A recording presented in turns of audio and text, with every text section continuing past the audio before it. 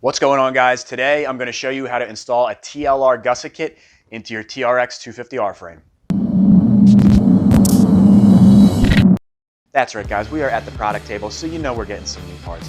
Now today we already know what we're getting. We have a gusset kit in here.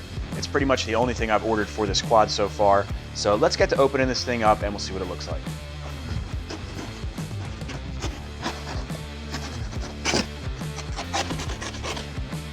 I figure we might as well open this thing up like a suitcase because that's just cool. And we've got boxes inside of boxes. All right.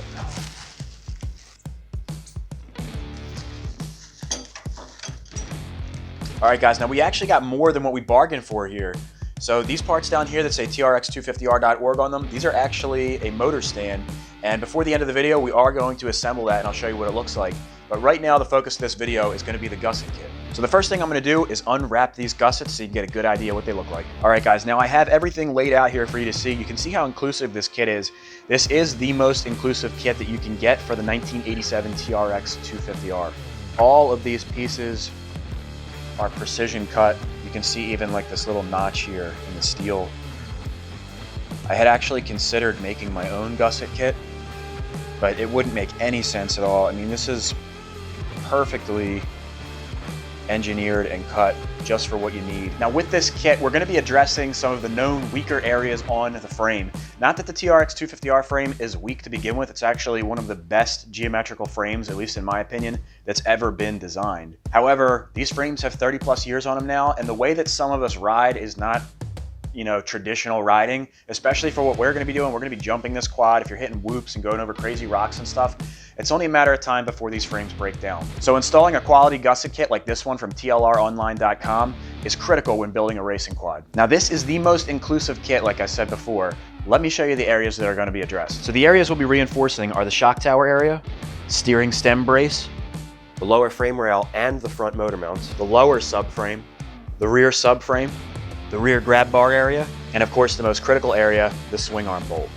Now if you're interested in the gusset kit for your 250R, this kit here can be purchased on tlronline.com. It's made by Pumashine Products and it's all made in the USA. Now depending on your year and how inclusive you want the gussets to be, a kit like this is going to run you about 45 to 80 bucks. Now I'm not the best welder in the world, but I am going to be welding these gussets in. I can do a fairly decent job. Now before you do any welding job, it's imperative that you have very clean metal surfaces. So while I did consider taking a wire wheel and cleaning up this frame myself, just in the areas that I'm going to be welding, it doesn't really make much sense to me. For the cost of bringing this someplace to get sandblasted, which is like 75 to 100 bucks, and it needs to be sandblasted anyway for powder coating, I'm going to get this sandblasted before I do any of my welding, and that way we'll have a much cleaner job. So let's load this 250R frame up, get it sandblasted, and then we'll get back to welding.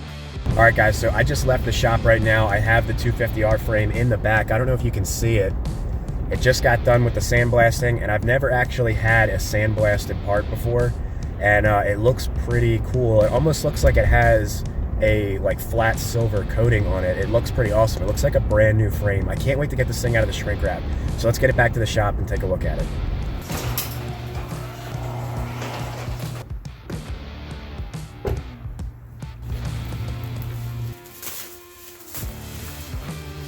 All right, guys, so there it is. Fresh from the sandblasting cabinet. This thing looks like a brand new frame, and if you get up close here, you can see the sandblasting leaves a very even texture. Like I said, it almost looks like it's painted like a flat silver. And now that we have the bare frame, there's no dirt or any coatings on it, we can really get an idea of what kind of shape this thing is in. And you can see it's in really good shape. I don't see any areas that are in need of attention. Some guys were saying they saw rot holes and stuff in my first video when I bought this quad. I don't know what they were talking about. All the metal on this thing looks great.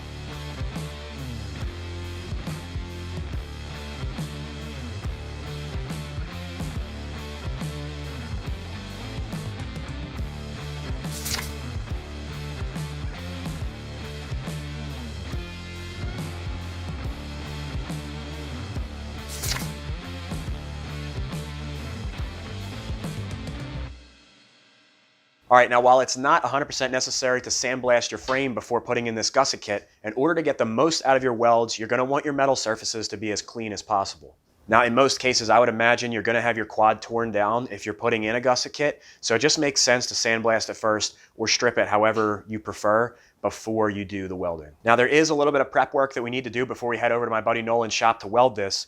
Some of these pieces will not fit exactly where they're supposed to go, so what I'm going to do is mock them up and make sure that they fit, and if they don't, we're just going to trim them down and make them fit just right. So I'll show you right now. Now, there's two main parts that come with this kit that are going to have to be cut down. So these parts are actually oversized. This front shock tower brace, as you can see, doesn't fit in here. It comes about 1/8 of an inch larger than any frame you're going to be putting this in. That's because not every frame is exactly the same. So this way that makes up for those differences. So what we're going to have to do is cut that down slightly so that we can fit this in here. The other part we're going to have to cut down is the rear grab bar area support. So as you can see, this is oversized by quite a bit. So we'll just have to chop that down so that it fits right in between here. Now there are some other areas that may need to be addressed. So we're going to be boxing in this swing arm bolt area, and we have a collar that's going to go around this flat washer that's already welded to the frame. Now it may not fit over these welds, which in this case it doesn't. We want that to sit flush on there. So what we're going to do is take a Dremel with a little sanding wheel and we'll flatten that out so that this collar can fit on nice and flush. Now it's also a possibility that some of your gussets won't fit exactly, so it's a good idea to mock them up and make sure that they're going to fit. If they don't fit, like if one of your welds is a little bit too big, just trim down the gusset and make sure it fits before you start welding. So I've looked over all the gussets that came in this kit, and it looks like the only things we're going to have to trim up really are these two collars that go on our swing arm bolt, and of course our strut brace and our grab bar brace.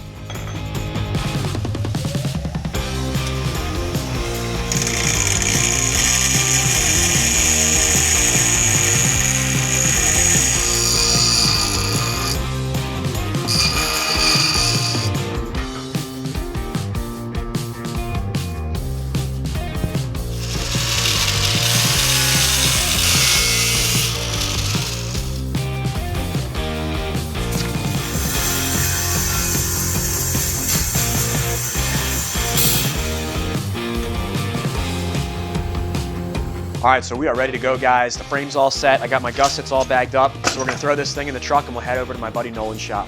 All right, guys, we just got to Nolan's shop, and Stephen's in the back dialing the welder in right now. And we got the frame sitting over here. So we're about to get to welding in these gussets. Got my boy Nolan here. So like I said, we're just getting that welder dialed in, and then I'm gonna just start tackling these things. Probably start back here on the subframe and then work our way down.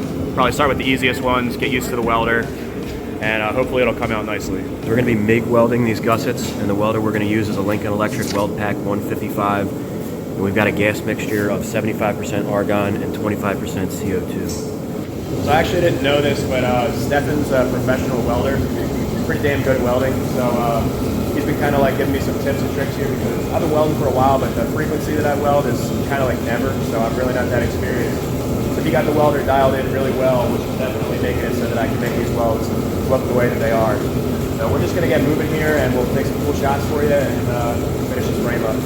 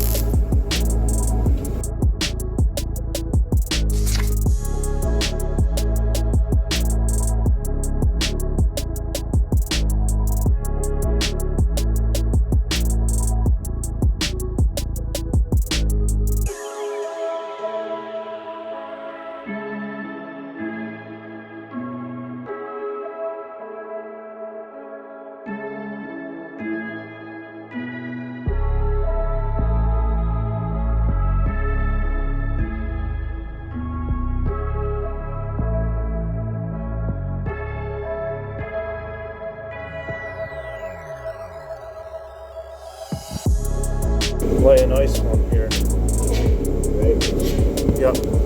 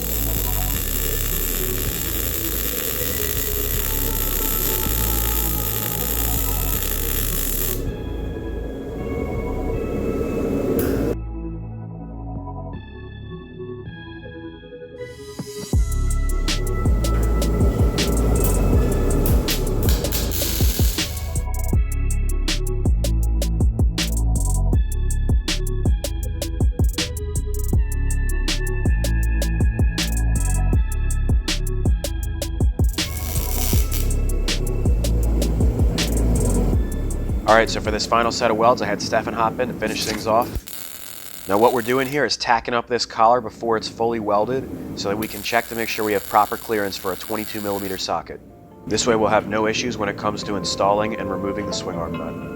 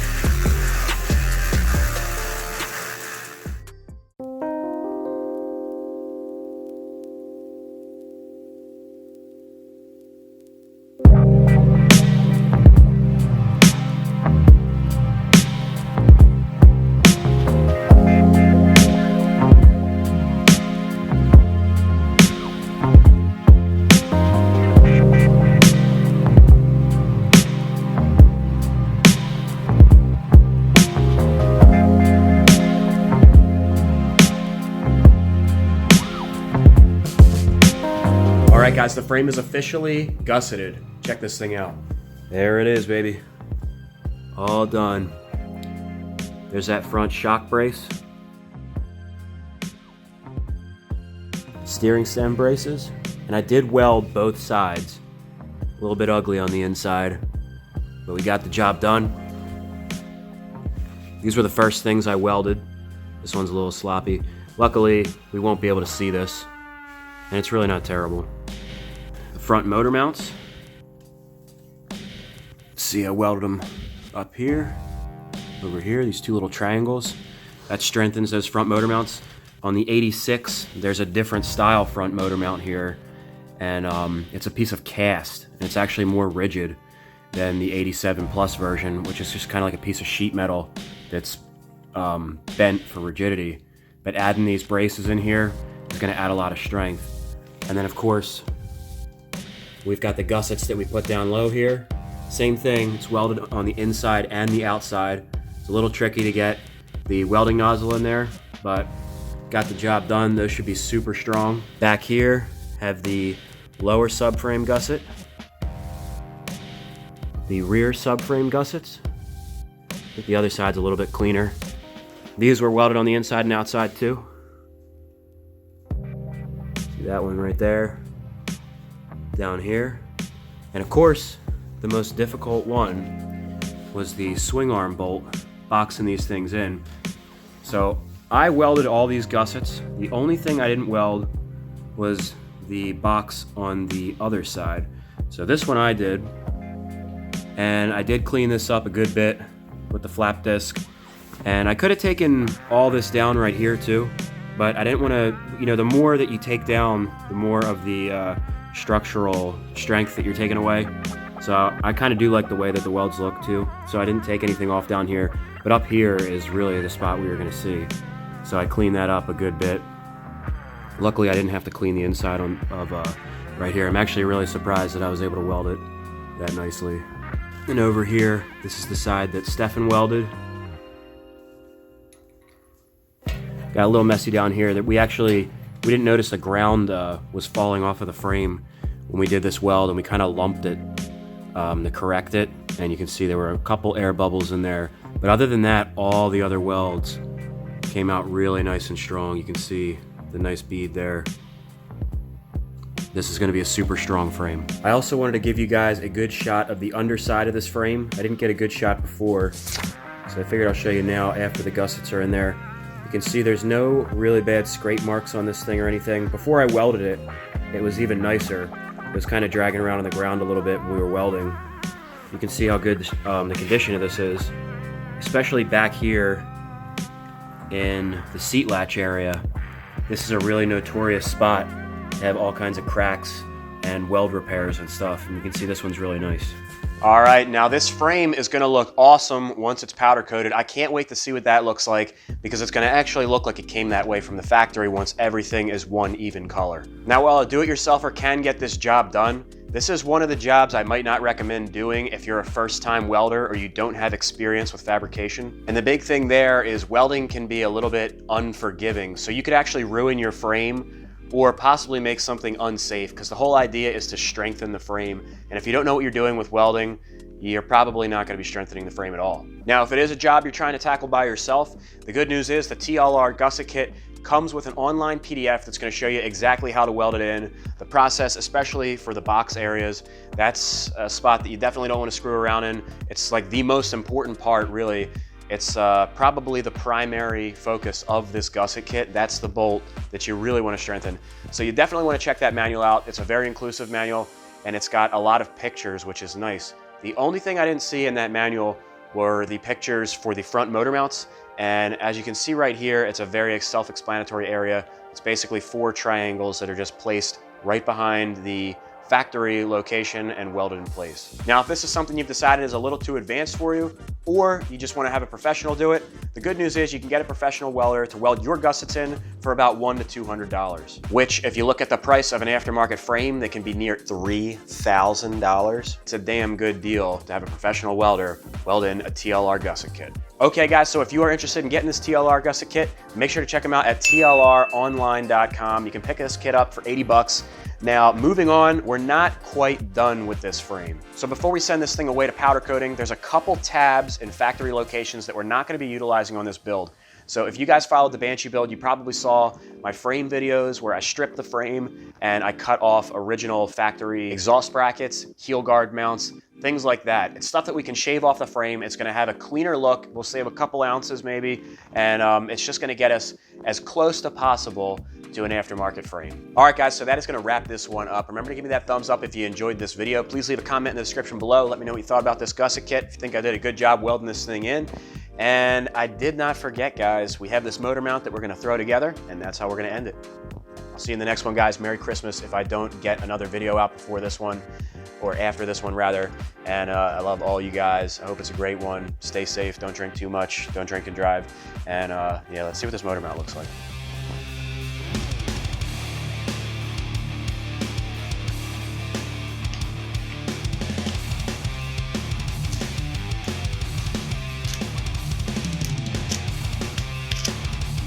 Wow, that was really easy. So it says TRX250R.org, which is an excellent forum to find help on your 250R. This is what it should look like with a motor in there. I'm not going to put my cruddy one in it right now. It comes with the motor mounts, or the bolts for your motor. And you can pick one of these up on tlronline.com as well. And they come in different variations. And definitely will look awesome with your built motor on it.